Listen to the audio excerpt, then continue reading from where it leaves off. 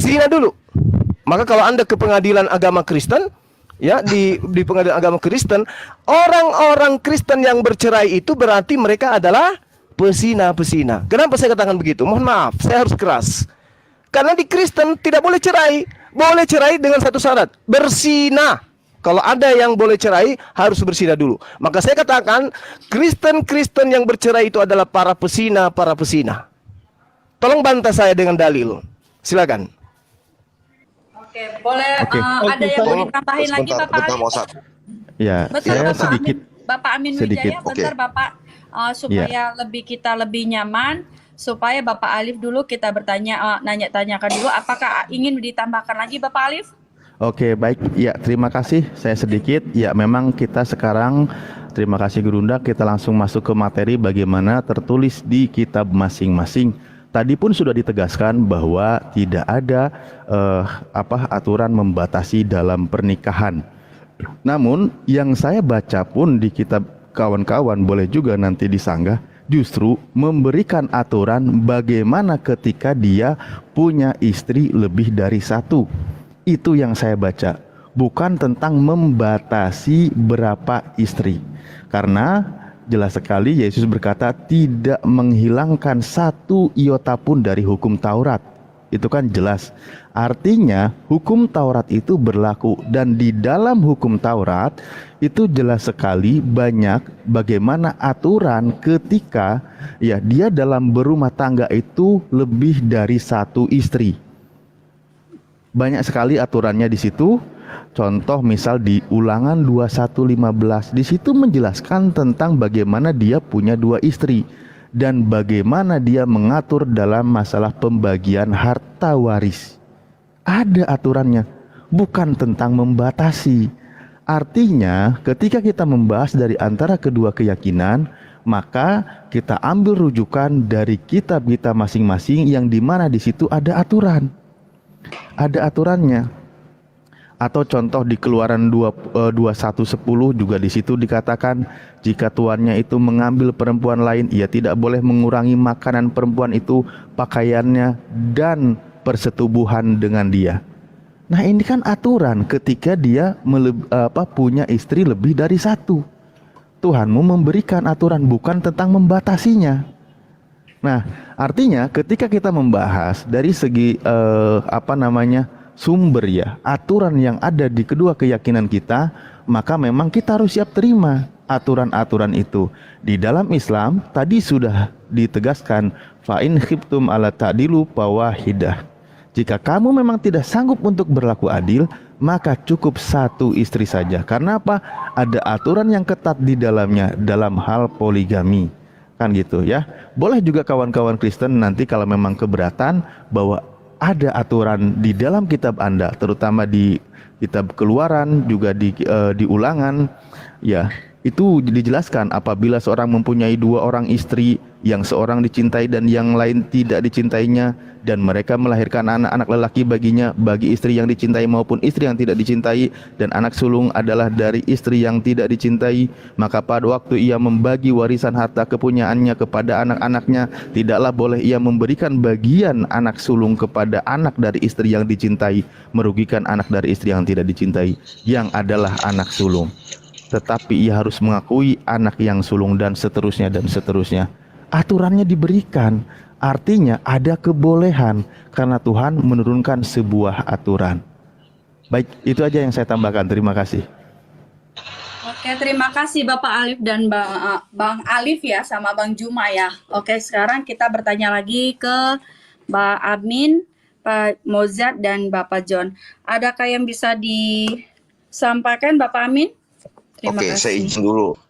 Suma dari tadi mengatakan, tampilkan ayatnya. Jangan munafik. Saya balikan kata-katanya ke Anda. Anda jangan munafik. Apakah Anda ketika berbicara, ketika membantah, itu ada ayat-ayatnya. Seperti harus dapat izin satu istri. Ayatnya mana? Anda tidak pernah menampilkan ayat-ayat dalam Al-Quran ketika Anda berbicara. Anda munafik. Saya katakan dengan jelas, karena Anda sudah framing, Anda memakai kata munafik. Saya balikan kata-kata tersebut ke Anda, Zuma.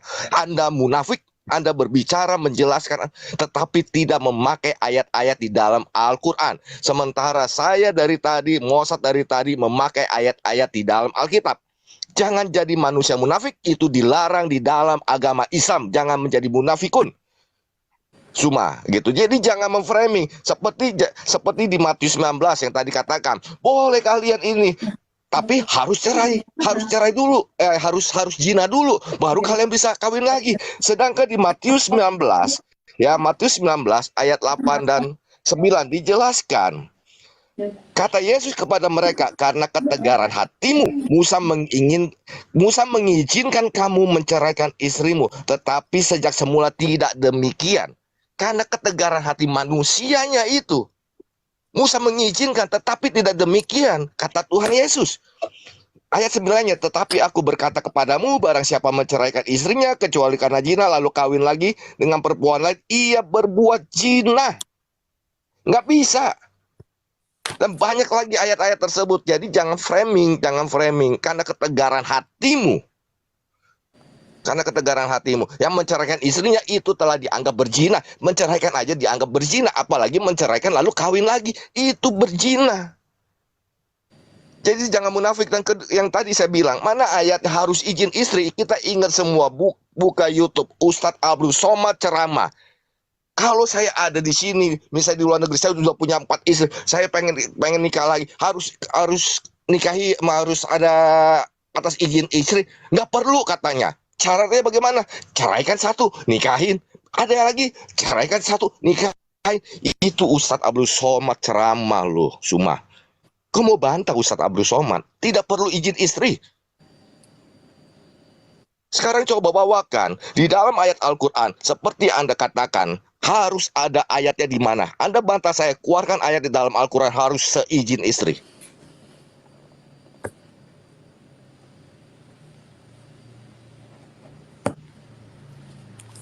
Ada yang ingin ditambahkan lagi, Sudah, Pak Sister. Admin? Mungkin mau. Oke, Ya, baik. saya tambahkan aja, saya ulangi lagi. Pak Suma kan tidak paham apa itu artinya kitab ulangan. Nah, Pak Suma tidak paham, jadi Pak Suma asal comot terus berasumsi. Ini saya beritahu ya, saya kasih tahunya.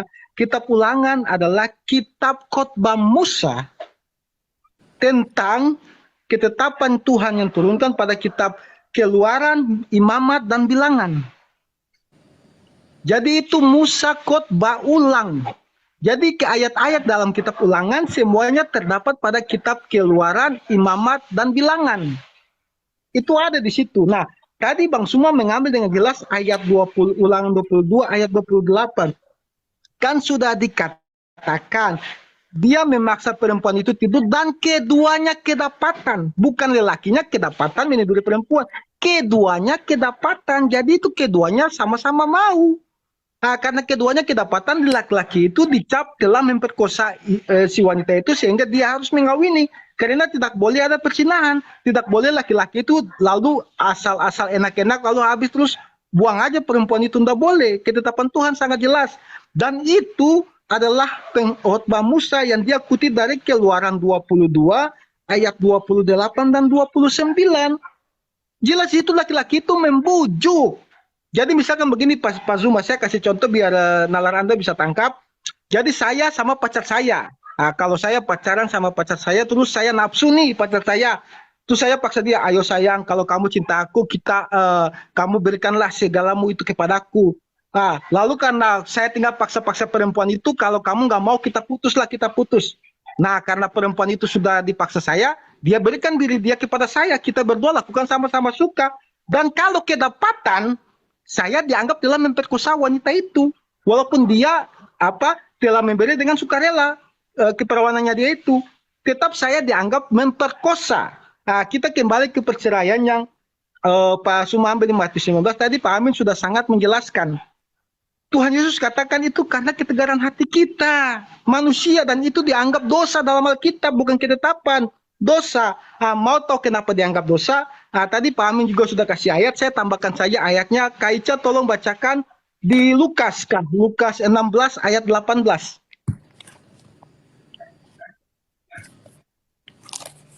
Lukas 16 ayat 18, Kak. Oke, Lukas 16 ayat 18 ya, Pak. ayat 18. Oke. Lukas 16 ayat 18. Setiap orang yang menceraikan istrinya lalu kawin dengan perempuan lain itu berbuat zina. Dan barang siapa kawin dengan perempuan yang diceraikan suaminya, ia berbuat zina. Jelas Pak, berbuat zina. Mau saya menceraikan istri saya dengan alasan apapun, saya telah berbuat zina, dan orang yang nanti kawin dengan saya selanjutnya pun dianggap berbuat zina. Tadi Pak Amin juga sudah kutip perjanjian lama di Malaki 2 ayat 16, sangat jelas Tuhan benci perceraian. Itu ayatnya jelas, jadi Pak Suma tidak usah berasumsi bahwa oh boleh bercerai, boleh bercerai. Ayatnya jelas Malaki 2 ayat 16. Tuhan benci perceraian. Nah, dan Kak, yang terakhir 1 Timotius 3 ayat 2 aja. Kan di bawahnya sama saja suami dari satu istri, tapi satu ayat aja biar dipaham. 1 Timotius 3 ayat 2 Kak. 1 Timotius 3 ayat 2. Karena itu penilik jemaat haruslah seorang yang tak bercacat, suami dari satu istri, dapat menahan diri, bijaksana, sopan, suka memberi tumpangan, cakap mengajar orang. Karena itu pemilik jemaat haruslah seorang yang tak bercacat, suami dari satu istri, dapat menahan diri, bijaksana, sopan, suka memberi tumpangan, cakap mengajar orang. Kalau kita cek ke bawah, dia turunkan, diaken, semuanya. Intinya di dalam jemaat itu harus suami dari satu istri. Itu sudah jelas. Jadi nggak usah bawa-bawa bahwa kita boleh. Nabi-nabi terdahulu seperti Raja Daud, Raja Salomo, Abraham, mereka melakukan poligami, itu bukan Tuhan suruh. Alkitab mencatat hal-hal yang dilakukan mereka itu adalah dosa. Musa, dia mengeluarkan perintah seenaknya, boleh bercerai, kalau perang boleh ini. Dosa yang dia alami apa? Dia tidak diizinkan masuk ke dalam tanah Kanaan. Raja Daud, dia menumpahkan banyak darah, dia sampai membuat adegan untuk membunuh istri suaminya, lalu nikahi istrinya itu. Dia, kalau kita baca kitab Mazmur sampai akhir hidupnya dia minta ampun. Salomo pun demikian. Jadi semua orang yang basuh ambil itu bukan dicatat lalu suruh diikuti. Ya dilanjut dulu Pak.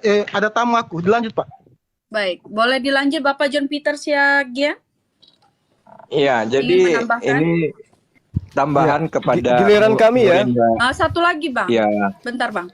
Iya bentar ya, Juma sabar ya. Bentar ya Bang ya. Sabar. Jadi untuk Juma sama Alif, kan kalian tahu kami ini pengikut Yesus. Jadi kami ini memakai perjanjian baru sebagai pedoman keyakinan kami. Jadi yang kalian bawa itu kan narasi di dalam perjanjian lama, kitab-kitab di dalam perjanjian lama.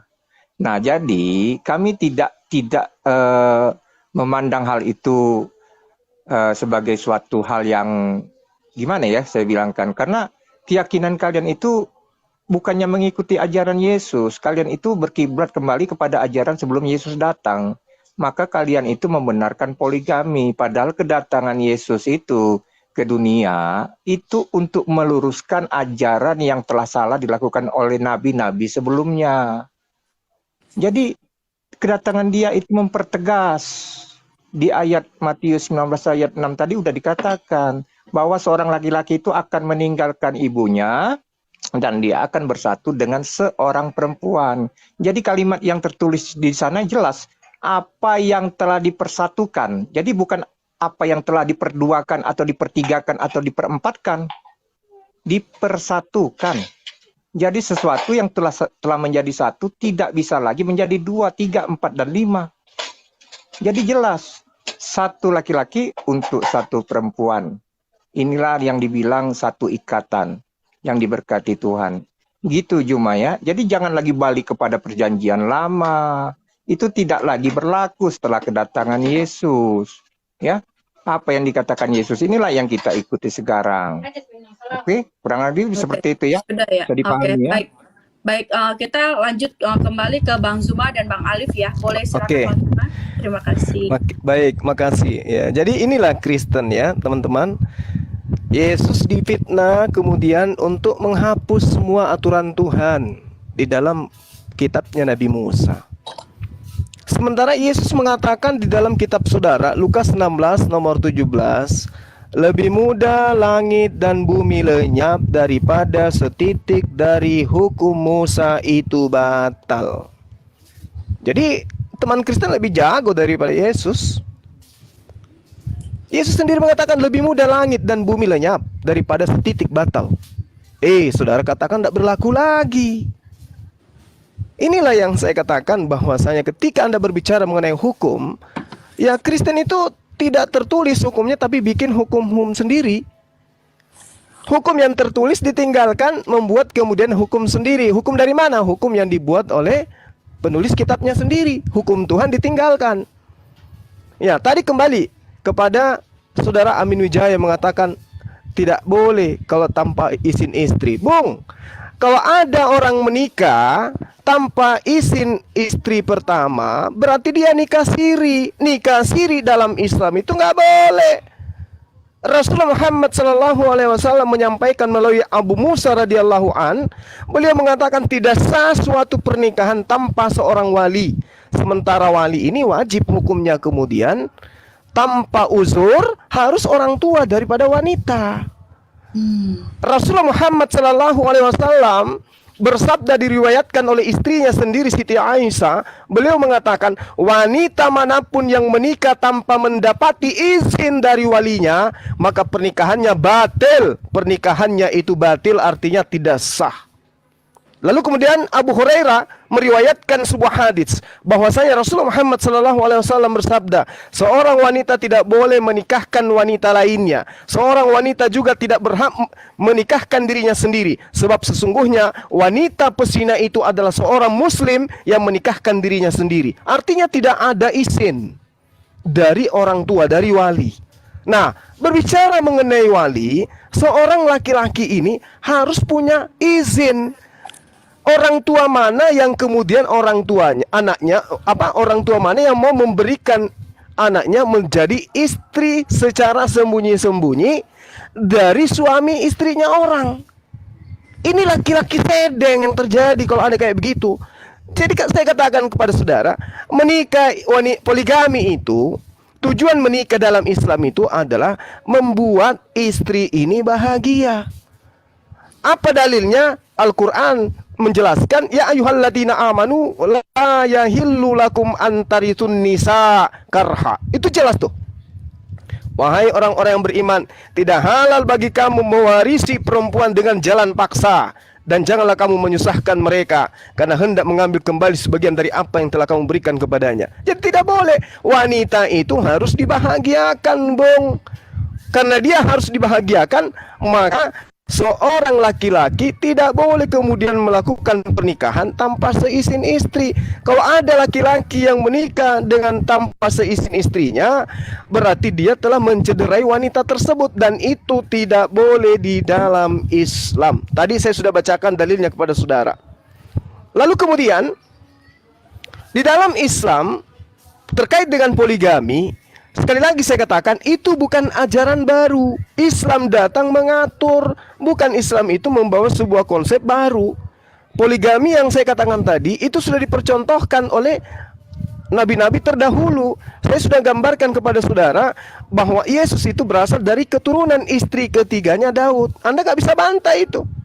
Rasulullah Muhammad SAW di dalam hadis Ibnu Majah yang disahihkan kemudian oleh Syekh Albani di dalam kitab As-Sahihah, di situ Rasulullah mengatakan begini, sebaik-baiknya kalian adalah yang terbaik bagi istrinya, dan aku adalah orang yang terbaik di antara kalian terhadap istriku.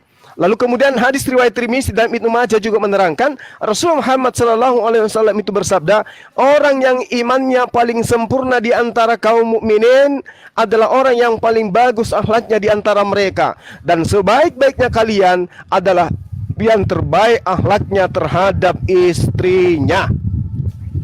Jelas ya? Jadi sebaik-baiknya kalian adalah yang terbaik akhlaknya terhadap istrinya. Jadi bagaimana mungkin kemudian tujuan berpoligami adalah ibadah, tetapi tidak akhlak baik terhadap istri? Bagaimana mungkin? Makanya saya katakan poligami itu tidak segampang yang Anda pikirkan, tidak segampang yang Anda lihat di Barat. Bagaimana orang-orang Barat sana dengan mudahnya melakukan persetubuhan tanpa ada nikah. Dengan istri kawannya sendiri mereka melakukan party dan seterusnya. Jangan pandang itu. Di Islam poligami itu ada asbabul nuzul. Dan asbabul nuzulnya tadi saya sudah sampaikan kepada saudara. Kemudian kepada yang tadi saudara saya mengambil kitab ulangan. Kitab ulangan itu khutbah Musa. Betul. Tapi itu adalah wahyu Allah. Itu adalah ketetapan Allah. Anda baca 1 Raja-Raja 2 nomor 3. Baca ulangan 11 nomor 1. Baca ulangan 6 nomor 7. Baca semua data-data yang ada dalam kitab saudara, termasuk Yosua 1 nomor 7. Apa yang tertera di sana? Orang-orang harus taat kepada aturan Tuhan, ketetapan Tuhan, perintah Tuhan, undang-undang Tuhan. Tidak boleh menyimpang ke kiri dan ke kanan. Harus setia agar memperoleh keberuntungan. Itu yang perlu saudara pahami. Berarti khutbah Musa itu harus dipraktekkan dalam kehidupan sehari-hari.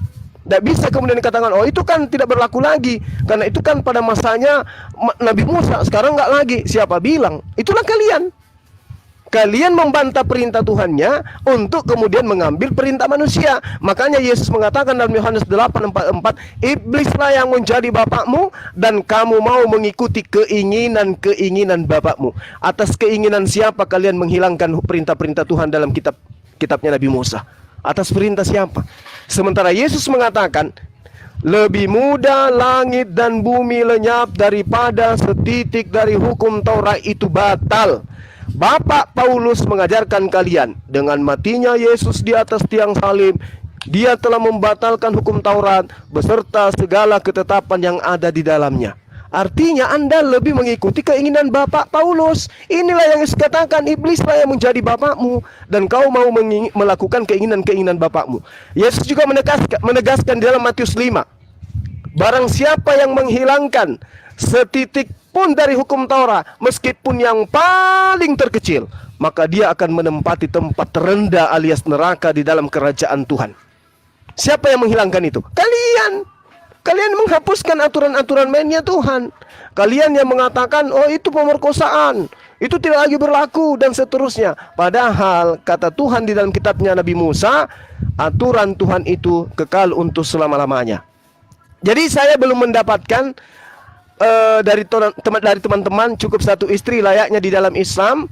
Penekanannya sangat tegas, fawahida, maka cukup satu istri. Di dalam kitab saudara hanya dikatakan dipersatukan. Saya katakan kepada saudara, orang yang poligami 2 istri itu juga dipersatukan. Dan ingat, di dalam Matius 19 nomor 29, Yesus menjanjikan 100 kali lipat istri kepada pengikutnya.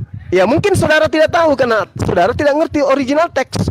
Di dalam bahasa Yunaninya jelas gunaika.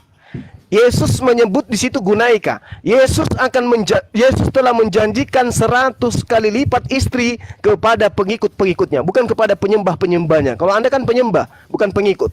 Lalu kemudian di dalam Yohanes 20 nomor 15, Yesus pun punya istri. Yesus memanggil Maria dengan sebutan apa? Gune. Gune itu artinya istri atau mempelai wanita. Jadi, saudaraku, kalau Anda sibuk kemudian mencari celah di Islam hanya gara-gara poligami, camkan baik-baik. Anda selama ini menuhankan manusia yang juga punya istri. Yohanes 20 nomor 15, baca original teksnya. Di situ Yesus memanggil wanita tersebut dengan sebutan Gune. Gune itu adalah istri atau wahai mempelai wanita. Demikian, saudara, supaya Anda sadari, tidak ada data di dalam kitab saudara mengatakan cukup satu istri. Yang cukup satu istri tadi itu adalah gembala. Sabar. Yang mengatakan cukup satu istri tadi itu hanya jemaat, hanya gembala, pemimpin-pemimpin jemaat yang harus satu istri supaya mereka tidak tercacat. Tapi kalau kalian tidak ada satu istri, boleh Anda kasih saya datanya sekarang kalau ada. Sampai sekarang nggak ada. Silakan. Oke, terima kasih Bang Juma. Bisa dilanjut Abang Alif? Oke, baik. Saya cukup melengkapi saja ya ketika setelah Bang Zuma menjelaskan begitu lengkapnya. Artinya begini ya kawan-kawan, kalau mengenai tentang tadi sempat menyinggung perceraian, jelas di Islam juga dikatakan Nabi kami bersabda bahwa abghadul halal illallah at-tolak. Yang paling dibenci oleh Allah itu dalam hal yang diperbolehkan yaitu menceraikan istri. Ya memang tidak boleh. bagusnya adalah tidak boleh ada perceraian karena Tuhan sangat membencinya gitu. Namun dalam kasus artinya demi menyelamatkan nyawa manusia, maka ketika perceraian itu solusi terbaik, ya itulah yang harus dijalani. Itulah kenapa masalah perceraian itu di satu sisi memang Tuhan itu sangat membencinya. Nah, lagi-lagi mengenai dalam hal masalah penjelasan, ketika di dalam kitab Anda ya Bang John tadi mengatakan itu ajaran yang lalu, kami hanya mengajarkan mengikuti apa yang diajarkan oleh Yesus. Barusan juga sudah dipertegas. Saya rasa ya Bang John, Anda juga baca di Matius 5 dari 17 sampai 20. Di situ sangat tegas. Janganlah kamu menyangka bahwa aku datang untuk meniadakan hukum Taurat atau kitab para nabi. Aku tidak aku datang bukan untuk meniadakannya, melainkan untuk menggenapinya. Itu jelas, hukumnya tetap ada, berlaku. Makanya di situ di kitab Anda, di kitab-kitab terdahulu tidak ada larangan poligami. Tidak ada larangan berarti Tuhan mengizinkan. Membolehkan. Kenapa Tuhan membolehkan? Karena Tuhan memberikan aturan bagaimana dalam hal berpoligami. Ayatnya tadi sudah dibaca. Jadi jangan sampai karena Anda ya memaksakan untuk sesuai dengan keinginan Anda bahwa tidak ada aturan diperbolehkan berpoligami dengan Anda, padahal tertulis di kitabnya, Anda mempersalahkan nabi-nabi Anda terdahulu sehingga mempermasalahkan para nabi yang berpoligami terdahulu. Lagi-lagi tadi sudah ditegaskan bahwa Islam itu hadir bukan mengenalkan poligami, tetapi memang mengatur bagaimana dalam hal berpoligami, karena poligami sudah ada dari zaman terdahulu dan para nabi-nabi terdahulu. Kalau kita buka sejarah bagaimana peristiwa ya orang-orang merendahkan kaum wanita, mereka memperjualbelikan seenaknya, itu banyak sekali kisah sejarahnya itu. Makanya Islam hadir memuliakan, mengatur, membatasi, dan memberikan tanggung jawab kepada wanita-wanita itu yang diperistri. Itu jelas aturannya. Ya, ketika tadi Anda katakan bahwa perceraian itu tidak boleh kecuali dengan zina, maka ini memberikan solusi. Ketika seseorang tidak ingin lagi mencintai istrinya, maka dia berzina, akan terjadi perceraian. Karena itu solusi dalam perceraian. Ini masalah jadinya gitu. Oke, saya tidak akan lama, tadi Bang Juma sudah begitu lengkap menjelaskan. Silahkan tanggapan dari pihak Kristen. Memang solusi dalam berpoligami itu ada di kitab Anda, itu tertulis, itu firman Tuhan. Jangan kau sangkal, jangan kau bantah, gitu loh Bang John. Oke, Gimana baik. sih? Nanti minta tolong Bang Alif, kan tadi Bang Alif ada berstatement itu ada di Alkitabnya ya, ada berpoligami ya. Oh iya, tadi sudah saya bacakan. Apa perlu saya baca lagi? Boleh, biar lebih ini Bang. Di dalam kitab apa ya Bang ya? Maaf. Pertama begini, kita baca ulangan 21:15. Boleh juga di situ Mbak Ica bacakan, Mbak Ica yang bacakan. Iya. Juga ada di Keluaran 21:10. Keluaran 1 ayat 10 ya. 21 ayat 10 ya. Keluaran 21 ayat 10. Oke. Terima kasih. Sekarang kita lanjut lagi untuk Bang Amin dan Bang Mojat ya. Bapak Amin, Bapak Mojat dan Bapak John. Oke, boleh dimulai Bapak Amin? Silakan. Ya oke. Seperti tadi saya mengatakan, dia selalu meminta ayat Alkitab, tetapi ketika meminta balik, mana ayat Al-Qur'an yang harus minta izin istri? Surah berapa, keberapa, tidak disebutkan. Hanya nyerocos doang. Ingat, ketika Anda meminta kepada pihak Kristen, Anda jangan jadi manusia munafik. Anda harus bisa menampilkan, ini loh surahnya ini, harus ini tertera dengan jelas. Kamu harus mendapatkan izin dari istri. Surah berapa, ayat berapa, harus mendapat persetujuan dari istri. Sedangkan narasi yang dia bawakan, jelas-jelas dari perkataannya saja semua mendengar, itu bukan minta persetujuan dari istri. Itu sangat jelas, sangat jelas. Dari dia perkatakan. Sedangkan di dalam ayat Alkitab sudah dijelaskan, pada istri pada masa mudamu. Banyak nabi yang telah beristri, kata Alif juga. Nabi siapa yang telah banyak beristri, yang mempunyai istri? Coba sebutkan yang diizinkan. Sebagai contoh, di dalam Alkitab Abraham mempunyai satu istri, Sarah. Tetapi karena Saranya ini tidak mau mendengar kata Tuhan, tidak mau percaya janji-janji Tuhan, lalu disodorkanlah Hagar agar mempunyai keturunan. Ya, hanya ada di dalam Alkitab yang namanya istrinya keduanya Abraham itu ada bernama Hagar yang melahirkan Ismail. Dengan jelas dituliskan bahwa Hagar adalah ibu dari Ismail yang di dalam Al-Qur'an. Mohon maaf, kenapa tidak ada tertulis siapakah nama ibunya Nabi Ismail? Siapakah nama istrinya Abraham? Padahal ibunya ini penting loh. Kok tidak ditulis? Di Alkitab tertulis. Tetapi apa yang terjadi ketika Sarah meminta kepada Abraham untuk mengusir Hagar, diizinkan. Akhirnya apa? Abraham tetap hidup bersama Sarah sampai Sarah itu meninggal. Baru Abraham menikah lagi dengan bernama Kentura. Begitu juga ketika Raja Daud mempunyai banyak istri, datanglah Nabi untuk menegur akibat perbuatan Raja Daud, bergabung dan kerajaannya terpecah. Begitu juga tentang Raja Salomo yang mempunyai banyak gundik, banyak istri. Akhirnya apa? Matinya pun di kuil berhala. Banyak konsekuensi yang harus dihadapi ketika mempunyai banyak istri di dalam kekristenan itu. Makanya di dalam Perjanjian Lama sudah ditegaskan Adam dan Hawa, bukan Adam dan Hawa. Nggak ada itu, Adam dan Hawa.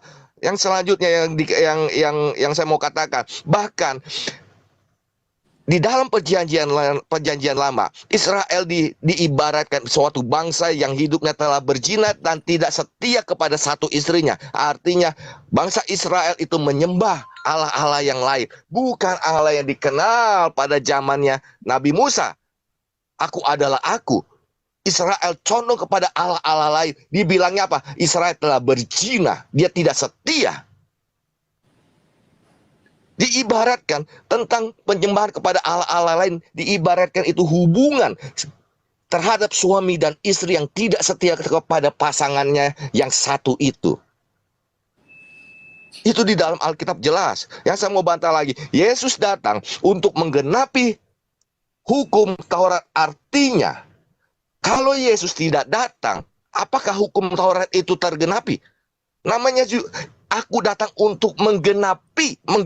Artinya apa? Ketika sudah menggenapi, artinya telah apa, sister? Datang untuk menggenapi, artinya semua telah genap.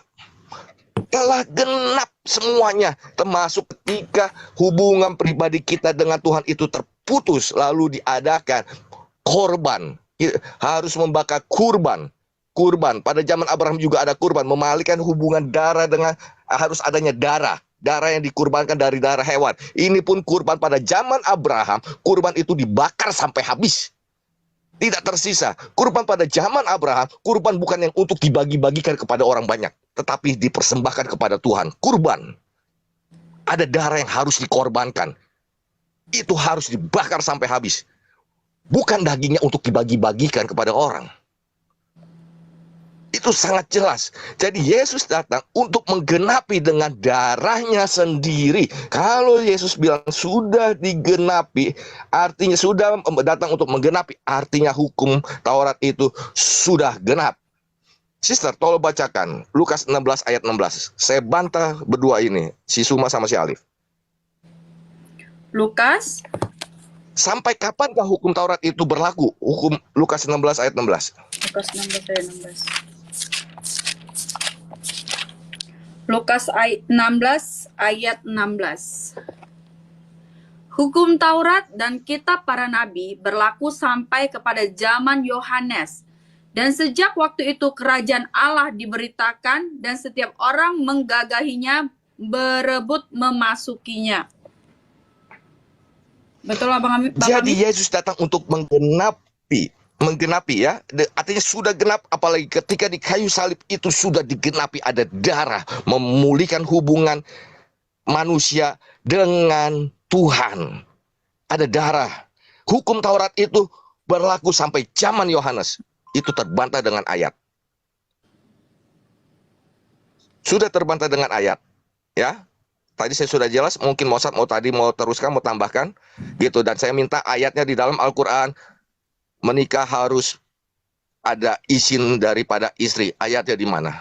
Oke, di Jadi sini Bapak. berbicara Oke. ketika Anda meminta, bentar, ketika berbicara harus ada ayat ya di dalam kekristenan, tetapi Anda tidak pernah menampilkan ayat dari kias mana Anda munafik.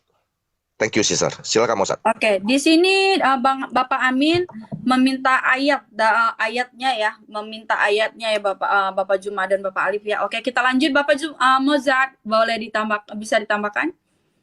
Iya, saya tambahkan sedikit aja. Jadi memang ketika Pak Suma menarasikan bahwa seluruh kitab ulangan adalah ketetapan Tuhan, itu berarti saya dengan yakin bisa mengatakan bahwa Pak Suma tidak tahu apa-apa tentang Alkitab. Saya kasih contoh, Ulangan 34 ayat 7. Di situ ditulis Musa mati. Pertanyaan saya hanya sedikit simpel, logika aja. Apakah orang mati bisa menulis kitab bahwa dia lagi mati?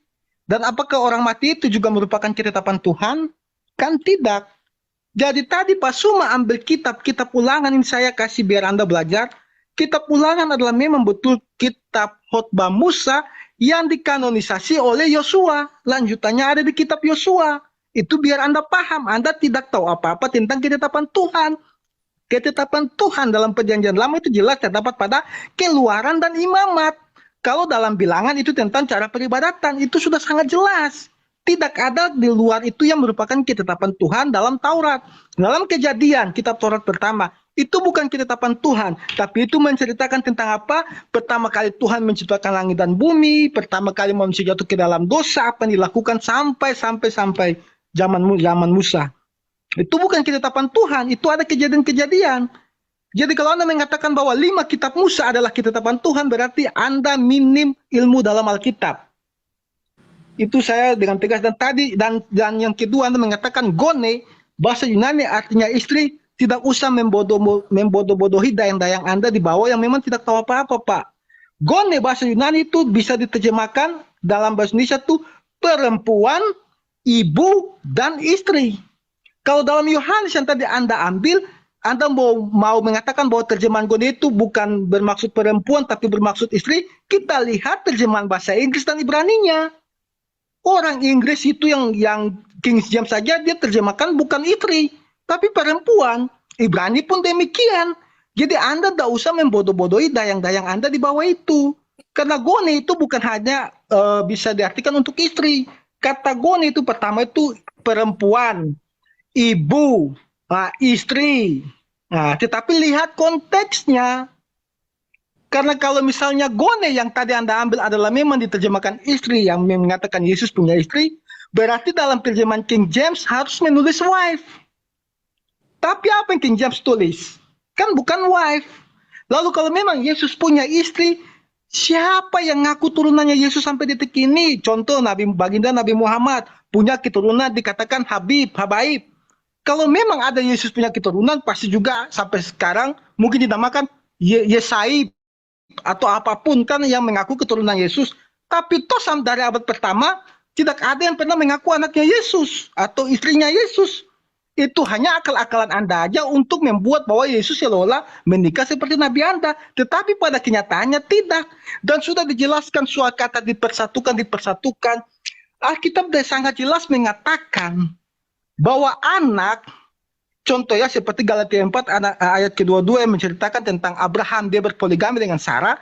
Anaknya Sarah disebut apa? Anak kedagingan, anak nafsu, bukan anak seperti istri pertama, anak kemerdekaan yang diberkati oleh Tuhan. Alkitab dengan jelas menegaskan Tuhan benci perceraian.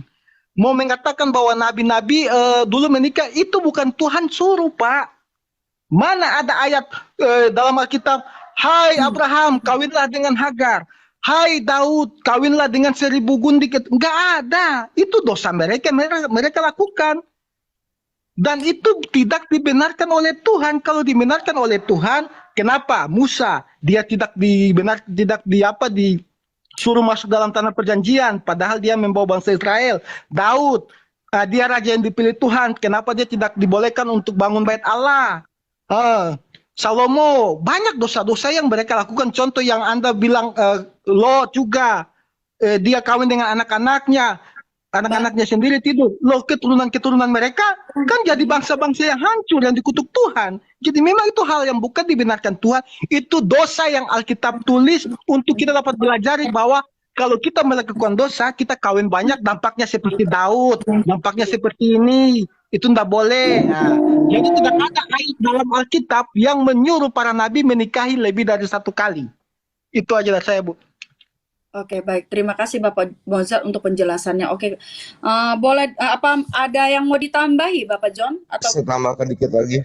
Oke, baik. Ya, saya mau tambahkan, boleh.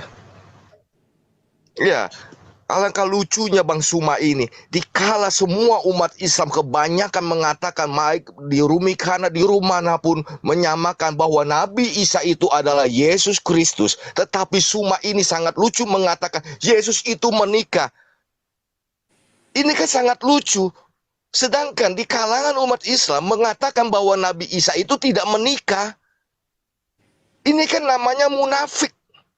Dikala saudara-saudaranya umat muslim mengatakan Nabi Isa itu adalah Yesus Kristus. Dia lalu mengatakan Yesus itu menikah. Bawakan ayatnya, di dalam ayat Al-Quran Anda ada Nabi Isa menikah. Bawakan ayatnya, ada Nabi Isa menikah. Jadi jangan membawakan narasi-narasi atau framing-framing yang enggak-enggak. Dan juga di dalam Alkitab menjanjikan 100 istri. Dalam Alkitab yang saya pegang LAI, tidak ada dijanjikan 100 istri di sana. Jika kamu meninggalkan ibumu, anak-anakmu, saudara-saudaramu, kamu akan mendapatkan 100 kali lipat. Misalnya, kita banyak kayak cerita-cerita murtadin ketika menerima Yesus. Lalu, ayah dan ibunya memutuskan hubungan. Tapi dia akan banyak mempunyai ibu-ibu rohani, bapak-bapak rohani, saudara-saudaranya rohani, kakak-kakaknya meninggalkan dia. Tetapi dia akan mendapatkan kakak-kakak rohani, artinya berkali-kali lipat.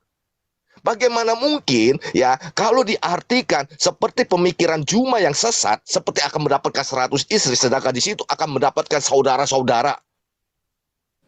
Bapak-bapak, ibu-ibu, misalnya bapaknya atau apanya, dituliskan di situ. Bagaimana mungkin dia bisa mendapatkan 100 kali bapak, 100 kali ibu? Apakah ibunya harus menikah 100 kali? Apakah bapaknya harus menikah 100 kali? Ini kan cuma framingnya Suma doang.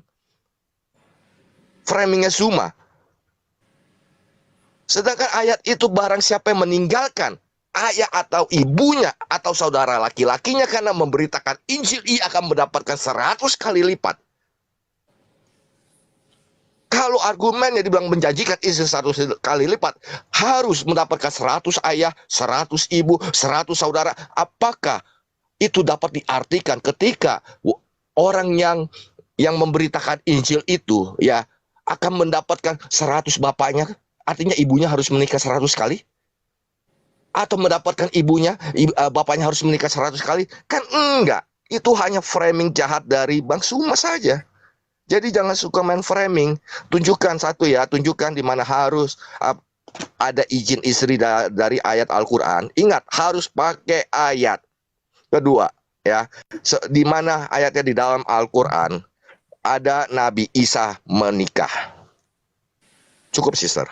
Oke, terima kasih Bapak Amin Wijaya atas penjelasannya dan juga Bapak Mojed. Oke, kembali ke Bapak John. Apakah ada yang ingin ditambahkan Bapak John?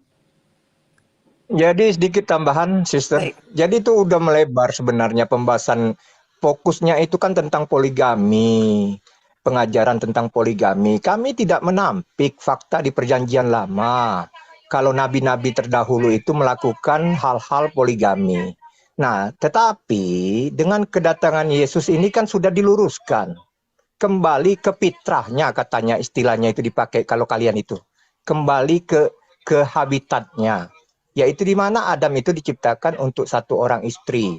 Nah, tapi sayangnya di Al-Quran kalian ini nggak diketahui dari mana si Hawa ini diciptakan oleh Allah Subhanahu wa taala. Jadi dia membuat wanita itu seperti sebuah budak, padahal di dalam Alkitab kami dikatakan dia dijadikan dari tulang rusuk. Ya. Jadi bukan dari tulang kaki untuk kau pijak-pijak, bukan, dan bukan dari tulang kepala supaya kau sembah, tidak, tapi dari tulang rusuk. Jadi memang Alkitab itu benar-benar kitab yang betul-betul sangat luar biasa. Dia menjelaskan dari mana Hawa itu diciptakan. Nah, tetapi karena kalian tidak paham sejarah tentang Hawa diciptakan, itu tidak satu ayat pun di dalam Al-Quran menjelaskan dari mana cerita si Hawa diciptakan, itu nggak ada. Kalian itu taunya hanya dari hadis. Hadis itu pun hasil dari perolehan dari penjelasan waraka tentang apa yang tertulis di kitab kami. Jadi kalau ditanya Ustadz Somad itu, apakah benar itu Hawa diciptakan dari tulang rusuk? Itu hanya kiasan. Coba kalian tanya sama Ustadz Somad. Nggak ada tertulis di dalam Al-Quran Hawa diciptakan dari tulang rusuk, itu nggak ada. Itu hanya kiasan. Itu menurut Ustadz Somad. Saya sudah mendengar sendiri langsung videonya ketika ada seorang yang bertanya kepada dia tentang Hawa itu tercipta dari apa. Jadi intinya begini, brother. Kami tidak menampik tentang apa yang dilakukan oleh nabi-nabi terdahulu tentang poligami, itu memang benar adanya. Nah, oleh karena itu, Yesus telah datang ke dunia untuk menggenapi segala apa yang telah diperbuatnya, apa yang telah difirmankannya, digenapkannya di dalam perjanjian baru. Maka pedoman pengikut Yesus itu adalah perjanjian baru.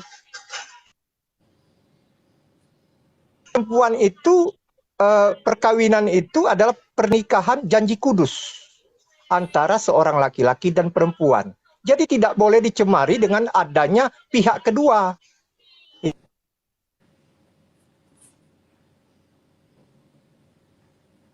Oke, suaranya Ya. di sini. Oke, suaranya lagi Laki dan putus-putus, satu Bapak. perempuan, maka itu dibatalkan.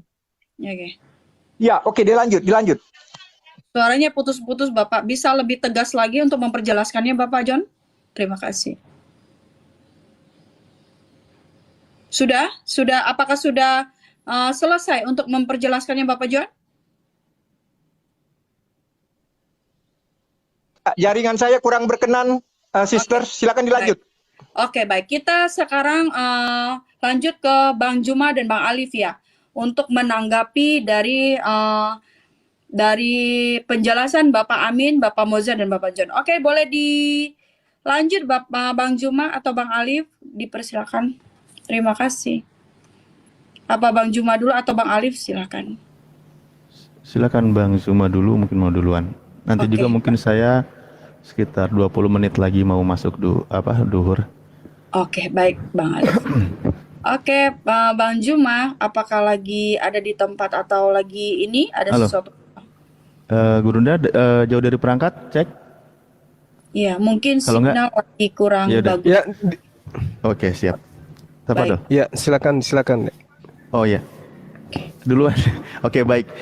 Ya, gini ya kawan-kawan, ketika masalah berkutat tentang ayat, tadi sudah dijelaskan dan dipertegas. Sekarang begini deh ya, kita membaca realita, oke, kita kembali kepada realita. Baik, saya tidak akan terpaku dalam hal bagaimana tentang masalah menentang ya. Namun, saya kalau bisa sih kamera gedein aja lah ya, biar enak. Boleh, Saya baik. sedikit saja ngambil beberapa sebuah referensi juga dari beberapa kekristenan ya, bahwa memang ada kebolehan bahkan dianjurkan. Ini gini aja ya. Oke, baik. Oke, baik. Pertama saya membaca. Pertama begini. Ternyata ada juga gereja yang mendukung poligami, ya. Ini bisa dibaca, Gereja Fundamentalis Amerika FLDS masih mendukung poligami. Menurut ajaran FLDS, orang baru bisa masuk surga apabila menganut poligami, beristri dan beranak sebanyak mungkin. Perempuan hanya bisa merasakan kenyamanan di surga lewat suami. Nah, ini salah satu dari sekte gereja. Oke, ini mau dibantah. Baik, kita ambil lagi.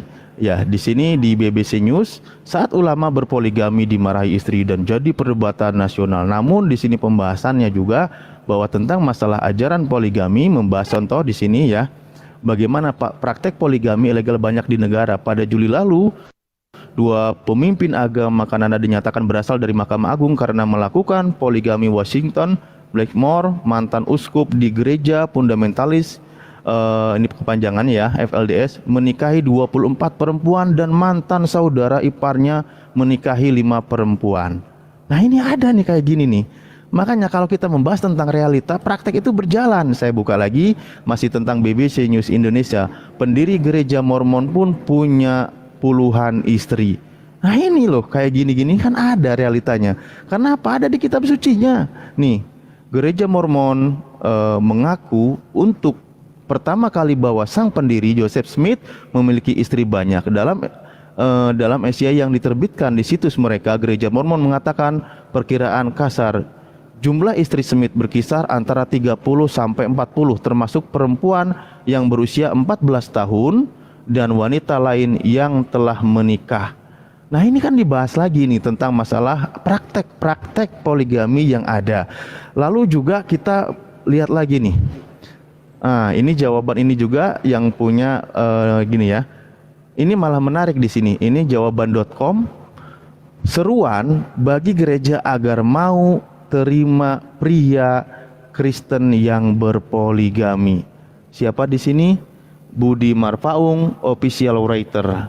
Di sini jelas nih. Di sini malah dianjurkan ini, disuruh karena memang suatu kondisi. Saya baca ya. Meski Kristen mempromosikan pernikahan hanya 1 kali seumur hidup, tetapi sejumlah pendeta Protestan dan imam Katolik di Lahore, Pakistan baru-baru ini mendesak pemimpin-pemimpin gereja agar mau untuk bersikap longgar terhadap pria Kristen berpoligami. Adapun alasan para kaum agamawan tersebut, yakni supaya para pria Kristen yang memiliki istri lebih dari 1 itu mau datang ke gereja. Nah ini kami harus memperluas pelayanan pastoral kepada keluarga-keluarga yang telah jatuh. Gereja-gereja di barat kosong karena sikap mereka terkait poligami berdasarkan hukum kanonik. Hal yang sama saya baca ya, cuman ngikutin kamera agak susah. Hal yang sama bisa terjadi di sini jika kami tidak memperhatikan dengan penuh belas kasih, ujar Pastor Morris Jalal dari Keuskupan Agung Lahore. Banyak ini sampai panjang sampai selesai ya. Intinya justru di sini banyak sekali malah sebuah anjuran tuh. Kita baca judulnya aja ya, biar nggak kepanjangan. Boleh juga kawan, ini situsnya jawaban.kristen.com. Ya di sini bagaimana tentang kekristenan dan justru malah seruan bagi gereja agar mau terima pria Kristen yang berpoligami. Artinya melakukan praktek poligami itu ada di Anda dan ada yang dianjurkan. Malah tadi sekte-sekte lain itu menganjurkan loh. Oke, lalu mengenai masalah Gunaika, saya buka juga ya, saya sedikit tanggapi. Oh ya, ini dulu maaf permintaan Pak Amin ya mengenai pernikahan, tidak menyebut pernama mengenai para nabi, tetapi di sini ayatnya adalah walaqad arsalna rasulan min qablika wa ja'alna lahum azwajan wa duriyatan. Para nabi itu menikah. Itu ayatnya, tidak menyebut pernama, tetapi para nabi itu menikah, dan ada juga di ayat-ayat lain dijelaskan. Nah, lalu mengenai satu poin lagi mengenai ini, memang ya yang tadi ketika disanggah di Matius 19:29, sebentar sambil saya siapkan ayatnya, saya juga keluarkan versi paralel, bahkan ada di misal di KJP dan juga di atau di versi Arab. Ini hal yang menarik memang ya. Sebentar saya buka dulu kitabnya. Di sini karena saya ada sedikit menguasainya di versi Arab dan versi ILAI atau bahasa Indonesia, maka dari 2 versi itu aja saya keluarkan. Sebenarnya di KJP juga ada, di situ ada sebentar sebentar ya, sambil saya siapkan. Tadi sebenarnya sudah siap namun dia keluar. Matius 19:29. Bentar, sabar ya. Oke. Matius 19. Oke. Nah, ini versi Ararel ya. Saya bacakan pertama begini. Memang di sini ada hal yang menarik ya. Ketika dalam versi bahasa Indonesia, dan setiap orang yang karena namaku meninggalkan rumahnya, saudaranya laki-laki atau saudaranya perempuan, bapak atau ibunya, anak-anak atau ladangnya, akan menerima kembali 100 kali lipat, akan memperoleh hidup yang kekal. Di sini memang menariknya di versi bahasa Indonesia itu tidak ada kata istrinya. Namun misal kalau Kristen Arab, ini dia tidak menghilangkan kata istrinya. Wakulu min sebentar, aduh agak susah. Wakulu mang taroka buyutan, dan setiap orang yang meninggalkan rumah, au ikhwatan, au akhwatin, au aban, atau bapaknya, au aman, atau ibunya, awim roatan, atau pasangannya, istrinya, ini saya tekan di sini, maka dia nanti akan mendapat 100 kali lipat. Bahkan di dalam versi KJP atau bahasa Inggris pun ada itu pasangannya itu. Nah memang, tapi mungkin saya hargai ya, kalau Kristen di Indonesia itu nggak mau terima istri, nggak mau dia, makanya dihilangkan kata awim roatan. Kalau di Arab itu ada, ini ya, saya tekankan di sini awim roatan, di sini nih yang ketutup lalu. Nah itu pasangan atau istri. Nah kalau di Indonesia memang nggak mau dapat 100 kali lipat istri. Kenapa? Karena dihapus, tidak ada, dan tadi memang ditolak kalau ada.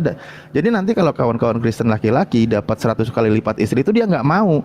Kalau dikasih nolak karena di ayatnya tidak ada. Tapi kalau di versi lain itu ada, misal di versi bahasa Inggris, KJP atau versi Arab itu ada. Kristen Arab nanti ya dapat 100 kali lipat karena ayatnya ada. Kalau tidak dapat ya dia bisa nuntut karena ayatnya ada.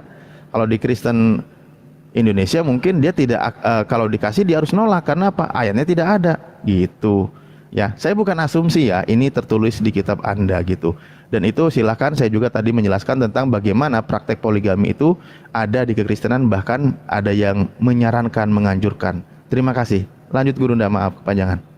Oke, terima kasih Bapak Alif untuk penjelasannya. Oke, kembali Bang Juma.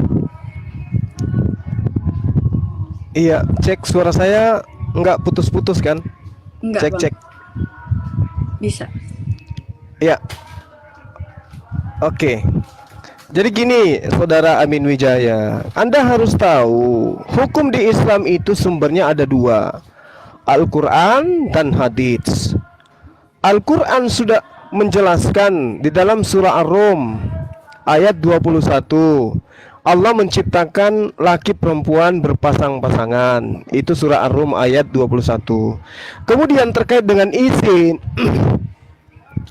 jelas sekali dalam hadis riwayat Tirmizi dan juga Ibnu Majah, orang yang imannya paling sempurna di antara kaum mukminin adalah orang yang paling baik akhlaknya.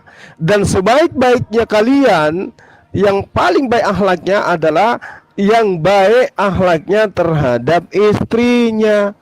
Berarti kalau dikatakan izin itu wajib hukumnya. Kenapa? Karena yang paling baik akhlaknya di antara kalian adalah yang paling baik akhlaknya terhadap istri. Apakah dikatakan baik akhlaknya ketika ada suami nikah sembunyi-sembunyi? Tidak baik.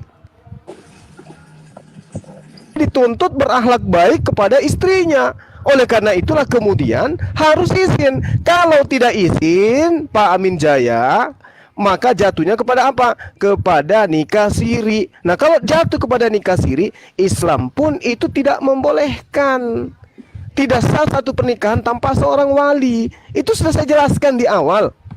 Ya, sudah saya jelaskan di awal. Nikah siri menurut hukum negara itu tidak boleh. Nikah siri menurut Islam juga itu tidak boleh. Terkecuali ada unsur-unsur sendiri. Ya, ada unsur yang tidak bisa kemudian ditinggalkan, harus terjadi. Maka itu boleh. Kenapa? Poligami itu tidak diharamkan, tetapi juga tidak dianjurkan. Hanya solusi. Satu hal yang perlu saudara pahami ya. Harta di atas muka bumi ini yang paling berharga nilainya itu adalah wanita, Bung. Jangan munafik. Ya, jangan munafik. Harta yang paling berharga, harta yang paling mahal, harta yang paling kita sukai di atas muka bumi itu adalah wanita. Layaknya harta, laki-laki mana yang nggak mau dikasih harta? Layaknya berlian, laki-laki mana yang nggak mau dikasih berlian? Layaknya uang, laki-laki mana yang nggak mau dikasih duit? Laki-laki mana yang tidak mau dikasih wanita? Allah sudah menciptakan, Tuhan telah menciptakan, dan Islam memberikan solusi untuk memperolehnya harus adil. Ada syarat sah tertentu yang harus dipenuhi. Sementara di agama Anda nggak ada. Justru kalau saya tanya kepada Amin Wijaya ini, saya tanya secara mendetail, harus jelas. Tunjukkan di dalam kitab saudara syarat sah nikah di dalam agama Anda. Anda sampai satu hari sebelum kiamat tidak akan mungkin mampu menunjukkan syarat sah nikah dalam kitab saudara. Itu nggak ada. Nggak akan ada Anda temukan itu. Ya, yang ada itu yang tadi yang saya katakan, memperkosa. Kalau ada wanita yang kita ingini, tapi kemudian kita mau dia menjadi istri kita, ya diperkosa. Meskipun tadi saudara Mossad melilit-lilit lidahnya, mau lari kemanapun dia pergi, jelas di situ. Untuk memperistrikan wanita tadi, ia memperkosa. Lalu dikatakan, oh itu suka sama suka. Ya derita Anda. Dalilnya begitu dalam kitab saudara kok. Original teksnya sudah saya bacakan. Jadi mau apa lagi coba? Anda membuat hukum-hukum yang kemudian tidak ada dalam kitab saudara sendiri. Sudah 2 kitab, ambil dari Yahudi, bikin sendiri kitab, digabung menjadi satu. Nggak ada juga hukum-hukum syarat nikah dalam kitab saudara. Lalu kemudian tunjukkan dalilnya kepada saya. Di mana ada larangan poligami di kitab saudara? Tunjukkan. Nggak boleh poligami. Mana dalilnya? Mana dalilnya? Sedangkan kehidupan kita manusia itu digiring kepada suatu kondisi, sangat boleh jadi dengan perputaran kehidupan anak keturunan Adam, wanita lebih banyak daripada laki-laki. Itu gimana itu solusinya toh? Kalau wanita lebih banyak daripada laki-laki, apakah kemudian ketika Anda seorang diri kemudian ada 5 perempuan, Anda apakan 5 perempuan ini? Anda membiarkan mereka itu membusuk gitu, menjadi pesundal gitu? Ya tidak mungkin. Allah memberikan solusi. Maka ada yang dikatakan poligami. Tapi poligami itu tidak seperti semudah yang Anda gambarkan.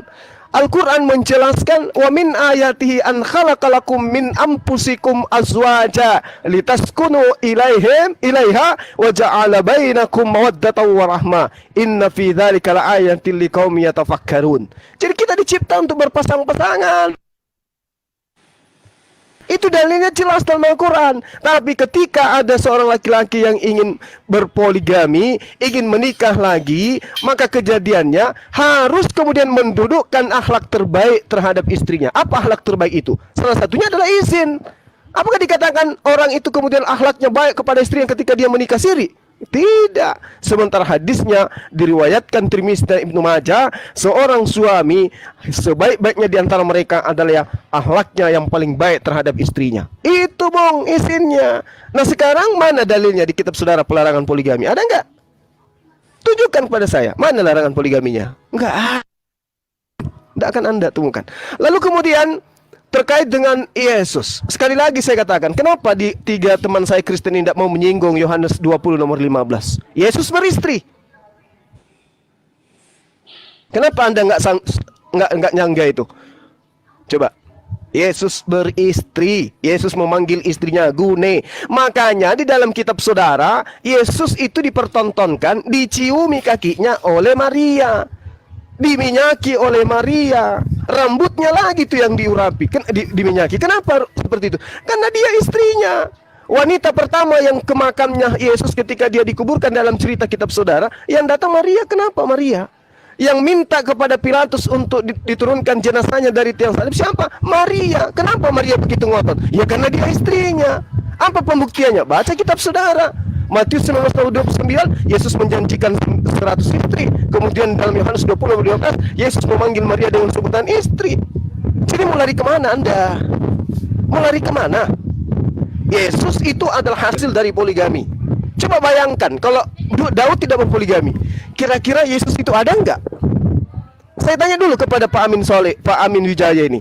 Andai saja Daud tidak berpoligami, apakah kemudian Yesus Tuhan Anda itu ada? Apa dasar Anda mengatakan Yesus ada? Sementara dia dari keturunan Daud. Keturunan Daud itu dari istri ketiga. Dari mana Anda bisa mengatakan Yesus itu akan ada kalau Daud tidak berpoligami? Itu dulu Anda pikirkan. Anda jawab saya itu. Andai saja Daud tidak berpoligami, apakah Yesus itu akan ada? apakah Yesus itu akan tercipta? Apakah Yesus itu akan dilahirkan oleh Maria? Berterima kasihlah kepada poligami, Bang. Karena hanya dengan poligami lah. Coba poligami itu tidak ada, kalian tidak punya Tuhan. Ayo, jawab ini.